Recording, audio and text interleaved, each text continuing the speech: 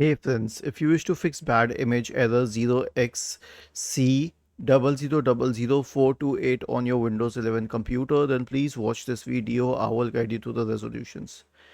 So right click on the start button, select settings from the menu, go to the Windows update tab, select advanced options, select optional updates, install them, return to the Windows update page, click on check for updates in the right pane.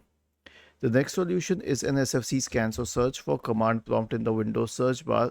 Click on run as administrator. Type the command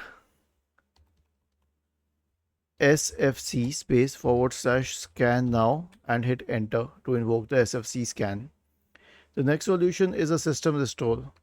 Search for recovery in the Windows search bar. Open recovery. Go to open system restore. Click on next. Choose a good restore point. Click on next. Click on finish and finally click on yes. And the last solution will be to check for updates, which we have already covered. Was this helpful? If yes, then please subscribe to the channel. If not, then let us know in the comment section of the video on how we could help you further. Thank you for watching this video and have a nice day.